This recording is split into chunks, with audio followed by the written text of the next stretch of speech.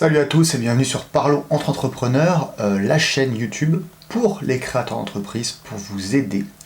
Mais l'aide dans l'écoute, le soutien, le conseil, les avis, du partage de réseaux professionnels pour vous aider, pour répondre à vos questions.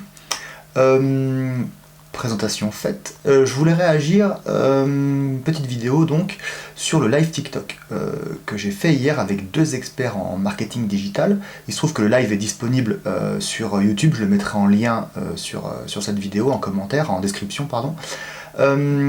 Très intéressant. On a parlé du b.a.-ba, de la stratégie de communication lorsque tu crées ton entreprise, lorsque tu débutes, ce qu'il faut faire en fait, ce qui est gratuit, payant, comment aborder le sujet du prospect, du client. Extrêmement intéressant avec des personnes qualifiées. Des bonnes réactions, des réactions de futurs entrepreneurs qui, dans des domaines différents en plus, mais avec des questions variées. C'était extrêmement intéressant. Exercice du live, très bon. Je trouve ça très sympa. Je vais d'ailleurs en faire plus que ça. Peut-être sur YouTube d'ailleurs, mais sûrement sur mon TikTok aussi, avec différents experts pour que justement j'ai un peu de réseau, j'ai du réseau professionnel dans différents secteurs, donc essayez de vous faire partager un maximum d'informations pour votre création, pour élaborer votre projet au mieux. Je voulais par contre réagir sur une chose, vous regarderez dans le live, la rediffusion du live. Il y a des questions auxquelles personne ne peut répondre à votre place.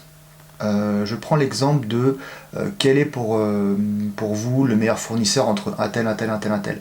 Ça, c'est à vous de trouver. Savoir quelles sont les marges, c'est à vous de trouver. Savoir ce que vos concurrents font et comment vous pourriez vous démarquer, c'est à vous de le faire. Il y a des questions comme ça. Le prix des baux commerciaux, les autorisations préfectorales ou municipales ou nationales même, toutes ces choses-là font partie de votre job lorsque vous préparez, élaborez votre projet. C'est à vous de poser sur papier toute une liste de questions. Qu'est-ce qu'il faut dans votre métier, dans votre futur métier? Quelles sont les questions indispensables?